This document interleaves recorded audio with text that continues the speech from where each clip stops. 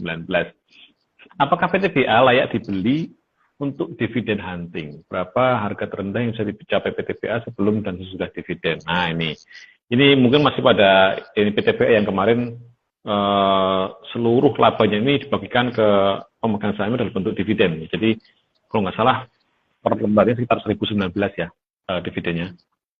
Itu termasuk ukurannya besar ya. Kalau dibandingkan pada saat pengumuman kemarin harganya itu masih 3 ribuan, itu berarti hampir 30% dividen ini. Cuman ya gitu ya, biasanya kalau sudah ex dividen, nah kalau yang gede kayak gini biasanya juga turunnya sih lumayan dalam gitu.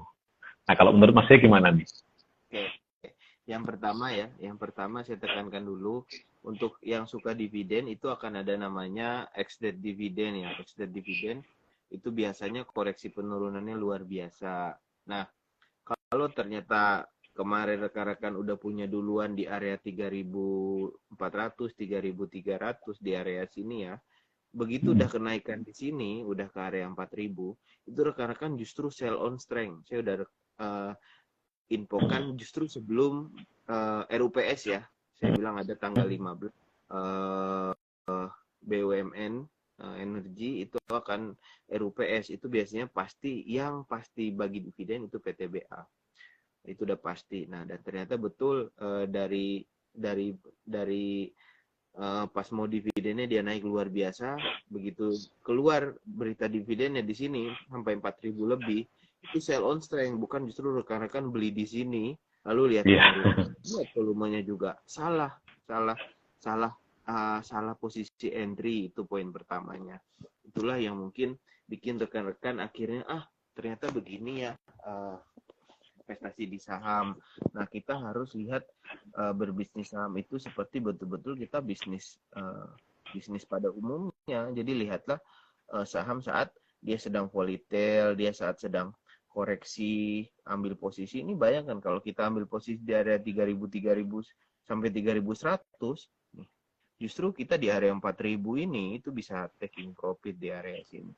Nah, kalau rekan-rekan justru buying-nya di area ini untuk dapatkan dividennya, itu harus siap-siap nanti namanya dividen trap. Jadi begitu turun, itu rekan-rekan bingung nanya gimana, ini gimana ya, ini gimana. Nah, alangkah lebih baiknya kalau rekan-rekan mau beli saham yang dividen itu bukan pas mau dia bagi dividen, pas dia mau RUPS ya, tapi justru pas penurunannya. Jadi sampelnya mungkin kita lihat salah satu yang dividen besar itu ada tempo hari yang rutin bagi dividen besar ya. Saya ambil contoh ITMJ ya, sampelnya. Saya ambil ITMJ karena memang saya juga udah watchlist. Ini udah cukup lumayan lama untuk bagi dividen. Nah, ini contohnya. Ini saham ITMJ. Nah, ini saya zoomkan. Nah, dia rutin sekali bagi dividen, bahkan setahun sekali. Ini saya ubah dulu ke daily ya. Nah, ini. Nah, penurunannya itu sampai pernah di area 10.000 sampai 12.000. Nah, anggaplah di area inilah bisa dibilang ini bottomingnya nih, atau titik terendahnya ini 10.000, ini 12.000 ya area ini. Anggaplah di area ini, ini udah area bottomingnya. Nah, berarti kalau rekan-rekan mau bagi dividen, ya carilah di area-area deket sini, mungkin boleh di bawah 20.000 atau di harga saat ini itu sebetulnya udah cukup menarik kalau rekan-rekan yang suka dividen hunter, bukan justru pas di atas di sini-sini, tidak, justru di penurunan seperti inilah rekan-rekan justru melihat saham-saham ini yang bisa dikoleksi untuk dividen seperti itu. Nah, kalau ternyata nanti turun lagi, ya udah berarti rekan-rekan harus siap untuk average down biar dapat dividennya seperti itu kan. Ini kan dia baru beres dividen ya kemarin. Nah, ini contohnya. Selasa dividennya 6.400. Selasa ini itu di harga kurang lebih kisaran 39.000. Di sini itu 39.000. 39.000. Sekarang harganya 24.000. Penurunannya kan luar biasa sekali. Ya. Nih, beres dividen. Nah, makanya saya bilang ini penurunan ini bukan hanya dari dividen toh ya. Ini penurunan turunnya harga batu bara ditambah turunnya beres ex dividen. Makanya luar biasa besarnya ITMG ini. Jadi kemarin batubara turun. Beres batubara turun, sebelumnya dia ada turun ex dividen tadi, dividen play. Apalagi kan batubara kan bentar lagi musim dingin ya. Nah, itu jawaban. Ya, akhir tahun biasanya. Di akhir tahun. Jadi tinggal dicicil saja sih, strateginya dicicil saja. Kalau ternyata dia diskon, baru rekan-rekan beli. Contohnya salah satu saham juga yang lumayan besar dividennya itu ada Hexa ya. Nih, Oh ya, Hexindo ya. Alat berat itu ya. Tapi perusahaannya sih saya rasa ini belum terlalu solid sekali ya. Jadi hanya dividen besar saja sih ini. Nih sampelnya di dividennya 799. Mungkin yang kemarin kita ada bahas dengan Pak Rudi itu ada BSSR ya. Ini BSSR kemarin saya ada bahas, dia beres bagi dividen nggak ada koreksi nih. Mana ya dividen? Nah ini dia baru keluar. Nah ini luar biasa nih. Ini dividen, dia nggak, ini dividennya nih Pak, ini dividen. Nih, dividennya 341, beres bagi dividen, dia bukannya turun tapi malah naik. Oh. Lumayan nih. Dapat dividen plus dapat capital gain. Nah ini carilah saham seperti ini. Ini cukup solid juga, lalu BSSR ini dividennya juga cukup besar. Nah kalau misalnya mau monggo cari aja posisi untuk lowestnya BSSR ya. Ini cukup royal juga dividennya kok tuh. 580 2022 lalu ini 567 dividennya. Tuh. 411 dividennya. 300 ini lumayan royal, tapi sebelumnya dia pernah di area 1600 2000 ya. Ini area sini. Jadi kalau harga saat ini ya 3.300 itu masih kurang lebih 2 sampai 2 kali dari harga low-nya. Jadi setahun bisa bagi dividen berapa kali tuh? 2 kali, Pak. 2 kali. Itu kan Januari 2022, terus setelahnya tadi Januari, Mei, September 3 kali loh. Dia ada yang 3 kali. 4 kali. 4 kali loh. Royal loh. Royal ini. Mungkin balas dendam karena COVID kemarin dia nggak ada bagi dividen. Oh ya betul, COVID kemarin dia cuma bagi. Oh iya, 3 kali loh, ini royal loh, ini saham nih.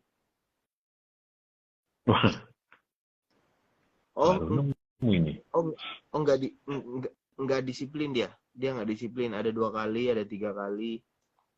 Pantesan lebih solid BSSR ya. Ini lumayan oke nih kalau rekan-rekan buat dividen play. Nah, satu lagi sebetulnya yang cukup oke juga ini MPMX. Ini sampelnya ya. Tadi kan nanya dividen ya. Ini juga cukup oke. Nah, ini MPMX juga. Ini kemarin saya udah hitung estimasi penurunan dari dividennya. Coba kita lihat. Lalu ada pola ini ya, pola ini ya. Saya ada lukis head and shoulders. Ini leg, ini head, ini shoulders-nya. Ini udah kebentuk valid juga. Penurunannya tapi belum presisi. Kalau saya hitung penurunannya itu kurang lebih 22%. Ternyata penurunannya baru 9%. Nih. Baru 9%. Jadi kemungkinan ada yang ngoleksi ini saham. Kemungkinan karena kalau kita perhatikan nih, ini dari sini diakum terus nih volumenya hijau-hijau juga. Jadi mungkin nanti ini juga cukup solid, masih strong juga untuk MPMX, tapi tetap saya lebih menariknya area 700 ke bawah kurang lebih untuk MPMX-nya. Wow, jauh dong. Ya nggak tahu nanti ini head and shoulders-nya ini works nggak? Apa namanya? Apa sini tuh? Bukan nama namanya? Shoulder. Head and shoulders. Ya, head and shoulders. Saya lupa nama sampo. Astaga. Itu ya. Untuk PTBA-nya, kalau untuk sekarang dibahas kurang tepat untuk buying. Untuk buying dividen. Tapi kalau misalkan mau ya. Kalau misalkan mau PTBA-nya. Kalau misalkan mau PTBA-nya. Mungkin di area 3.300 baru cakep.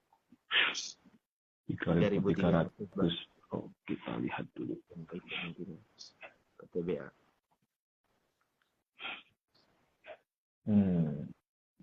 Ya, ya itu di supportnya itu.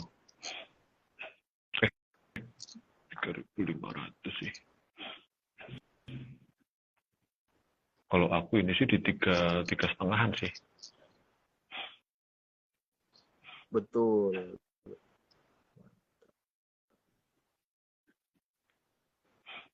Karena kemarin dia naik itu juga break inverted head and shoulder tuh PTBA.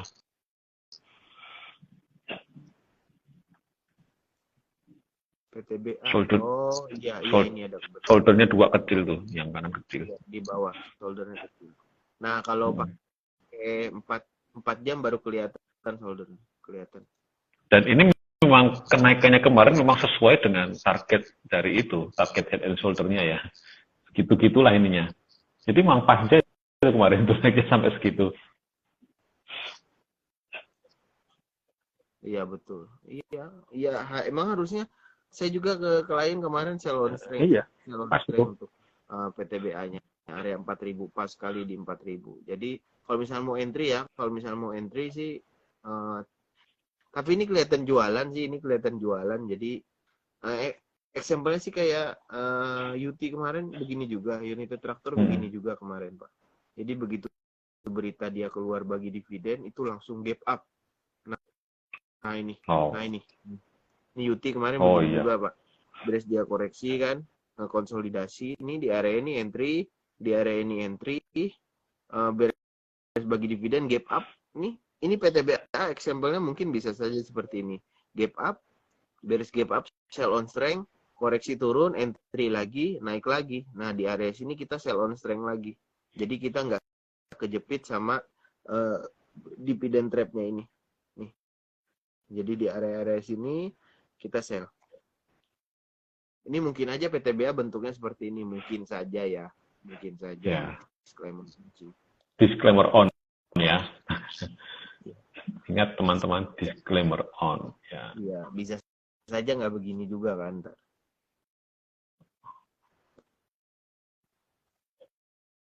Itu sih mungkin dari PTBA tadi ya. Ya, oke. Nah, berikutnya ada dari Retno Anggun Wulandari. Ya, BSDE. Di BSDE cocok tidak untuk jangka panjang. Nah, ini kemarin saya baca di Twitter atau Instagram ya. Nah, iya. Nih, followersnya Pak Teguh Hidayat. Katanya BSDE itu BCA-nya properti. Bentar, saya buka dulu ini. Saya buka dulu ininya bentar. Buka dulu apa namanya?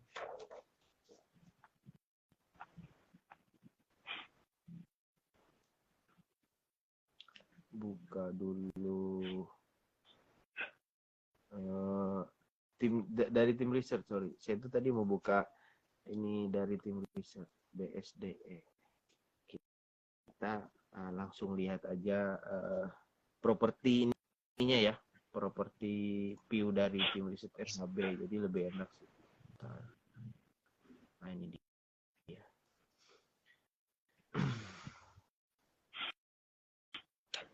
Jadi kita biar enak langsung pakai tim riset, jadi enak view. Ini lagi dibuka ininya. Nah ini sih, ini report terakhir BSDE ya. Bumi Serpong Damai, BSD hasil riset kredit line 1 triliun from BNI. Dapat kredit dari BNI 1T. 1T. Lalu bentar kita cari pur risetnya ada nggak? Nah, ada lagi pur risetnya. Bumi Serpong.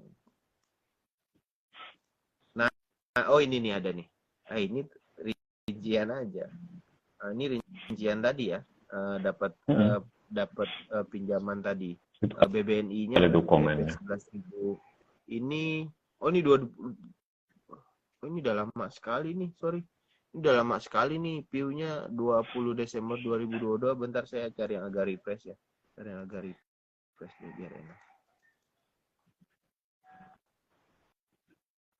Oh, nggak ada sekalinya.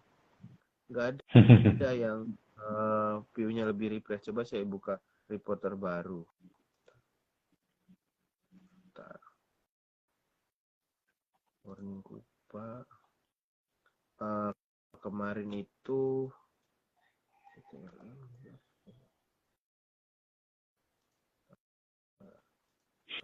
Tobacco. Di sini biasa. Otomotif Tobai. Bentar. Coba. Oh, ini biasanya bareng SSIA nih. Karena RHB justru lagi PU SSIA untuk ininya. Untuk apa? Real estate-nya, properti real estate-nya. Biasanya dia ada bandingkan antara properti-properti yang lainnya. Bentar ya. Saya lagi buka ininya nih. File-nya ada nggak? Dia ada bandingkan nggak dengan properti yang lain? Nah, ini dia penjelasan dulu. Ini masih penjelasan. Ini masih sama, masih jelasin sesi A. Ini sama sesi A-nya. Oh, nggak ada nih. Ini nggak ada bandingkannya. Bentar ya. Kayaknya memang report terakhirnya belum ada nih untuk BSDE. Mungkin nanti kalau ada ini Mei. Nah, ini yang terbaru nih. Tapi CTRA bukan BSDE. Kayaknya RHB PU-nya SSIA di sekarang. SSIA PU-nya. Jadi iya, untuk BSDE memang tahun lalu kita pick, tapi karena menariknya SSIA tempo hari, jadi kita PU-nya SSIA sekarang ini untuk lahan industri. Tapi memang betul properti tadi tempo hari kita ada pick di BSDE. Ini lagi buka file yang baru nih untuk nah ini dia Kupanya. Ntar kita coba cek dulu ini Goto, Raus, Mika. Nah, CTRA targetnya 1.300. Untuk BSDE-nya Mika, BRT,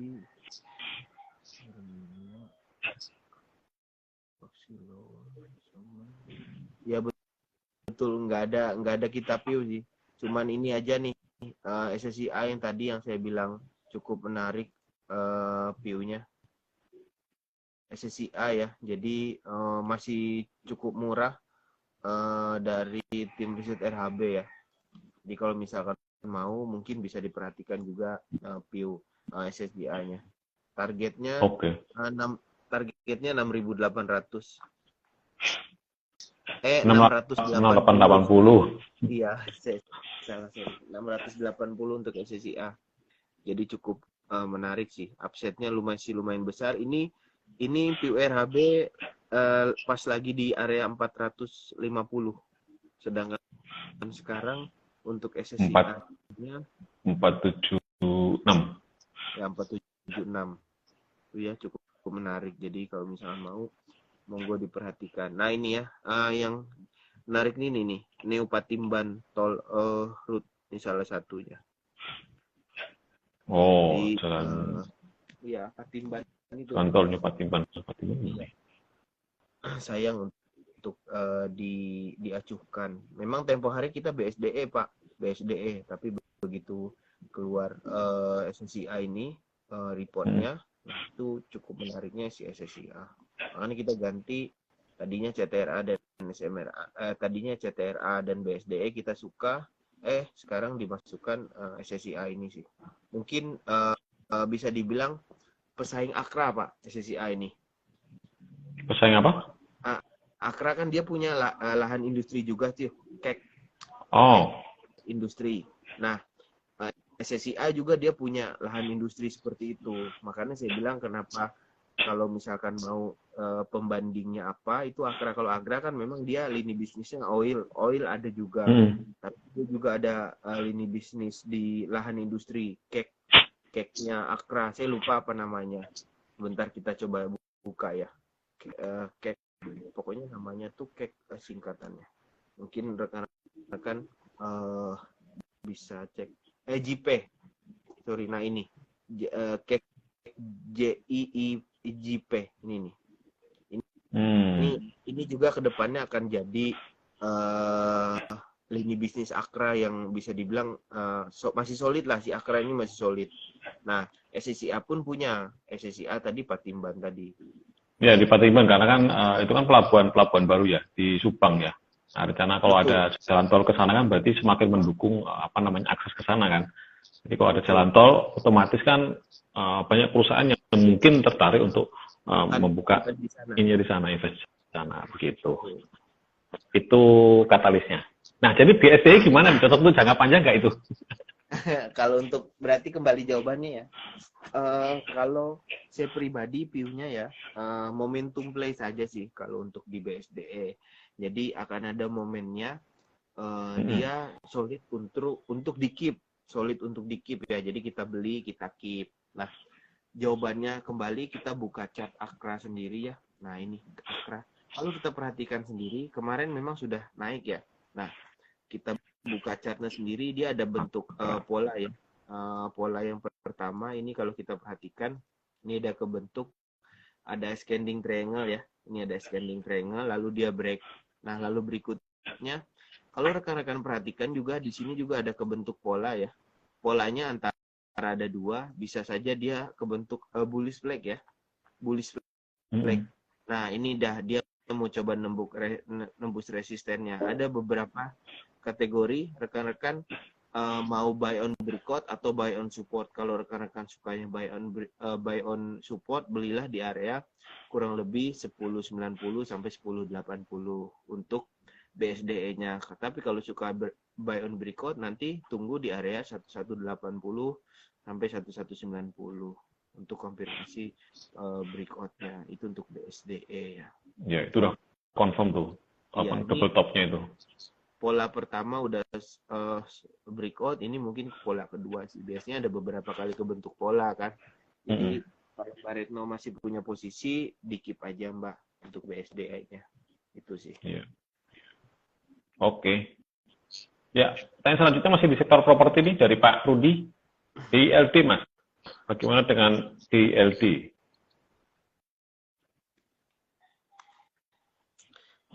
Berapa waktu maksud kabar bentar, kabar apa ya? Coba kita buka dulu.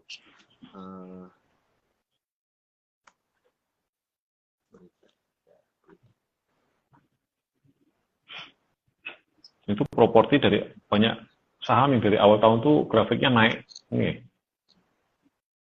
Uptrend nih. Iya, properti masih solid sih. Ini tapi rata-rata masih fokusnya di ini ya. Jual properti ya. Iya. Ya, ini kan marketing sales, lalu dia jual. Nah, oke, ini sama juga. Jadi masih jawabannya marketing sales ya rata-rata. Nah, kita coba cek langsung ke chartnya untuk deal. Nah, tadi saya udah buka, hari ini turun ya. Hari ini ya di bawah turun karena opennya 258, close-nya 240. Gimana? Oh, close-nya di bawah naik ternyata. Tapi kok candle-nya begini ya? Oh, sempat 258 ternyata hari ini ya. Saya baru tahu sempat 258. Oh iya, sempat 25. Oh, 258 tapi dipaksa ternyata. 258-nya tapi dipaksa. Enggak baik. Ya, di open-nya itu ya. Di opening-nya aja. Nah, untuk deal sendiri sebetulnya kalau rekan-rekan Pak Rudi ya, ini kan ada Pak Lokenhong di dalamnya ya, ada. Nah, mungkin itu beritanya itu. Kalau itu sih saya belum tahu Pak Lokenhong itu masuknya di apa. Tapi biasanya kalau Pak Lokenhong masuk itu berarti rekan-rekan harus siap untuk keep saham di atas 1 tahun ya, di atas 1 tahun. Jadi tapi kalau untuk belinya di posisi saat ini, posisi saat ini ya, karena ini udah di atas harga Palo Kenhong itu saya yakin. Iya, betul. Kurang tepat posisinya. Jadi mungkin kalau misalkan untuk keep saja sih silahkan, misalkan rekan-rekan punya di 190 atau 200 atau 220 silahkan. Tapi kalau baru punya di area 240 sampai 260 mungkin, atau nyangkut di 250, lebih baik harus siap sih, mungkin nanti akan ada koreksi dulu untuk deal-nya. Itu sih deal-nya. Atau mungkin pindahkan ke saham yang lain, mungkin boleh juga. Saham lain tadi ya. kalau kita juga ada banyak kan. Tempo hari mungkin yang udah jalan tuh ada BMTR ke Tempo hari ada jalan, saya ada cek, sering dibahas juga. Nah tapi kan lihat sekalinya turun kan tega banget. Naiknya lama nih, naiknya seminggu, sekalinya turun 1 hari langsung turun. Tapi ini koreksi normal sih, masih koreksi wajar, karena kalau kita perhatikan ya dia masih nurut sama technical chart-nya juga. Jadi jawabannya kalau punyanya di harga saat ini deal-nya kurang tepat. Tapi kalau untuk keep saja ya, untuk keep saja sih masih cukup oke. Itu mungkin. Betul. Istilahnya sudah agak ketinggalan kereta. Saya kalau udah di publish ada Pak Lo Keng Hong di situ. Nah, biasanya itu Pak Lo Keng Hong itu belinya udah di bawah-bawah itu. Modalnya udah jauh di bawah ya kan. Jadi mungkin beliau tinggal jualan begitu ada berita kayak gitu. Tapi biasanya sih beliau agak long term sih. Lontong sekali Pak. PNLF aja. Justru kalau saya ya, ini kalau saya, kalau rekan-rekan ngikutin Palo Kenhong ya, kalau ngikutin Palo Kenhong, justru saya saat ini ya lebih sukanya PNLF. Karena memang. Kenapa PNLF? Nah, PNLF-nya kan punya Palo Kenhong juga. Dia lagi konsolidasi area 266. Tuh. Tapi ini sama masih downtrend ya, ini saya tekankan. Dia masih di bawah EMA 50, masih di bawah EMA 200, jadi masih downtrend. Saya tekankan. Nah, tempo hari ya, 2022 harga 200 kan nih. Kalau misalnya mau nunggu di 220 lebih oke sih. Kalau ke sana, kalau enggak ya kita nggak tahu. Itu ya mungkin ya. Kalau Pak Lokin nunggu jualan. Oh, Pak Rudi berarti udah punya nih Pak di LD nih. Mantap nih. Oh, Pak Rudi always. Biasanya dia udah duluan, Pak. Udah duluan. Pak Rudi nggak bagi-bagi info nih.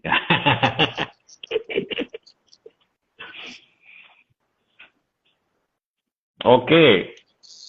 Tadi sebenarnya saya mau akra tadi ya. Ternyata sudah dibahas duluan soal Mas Dehan tadi.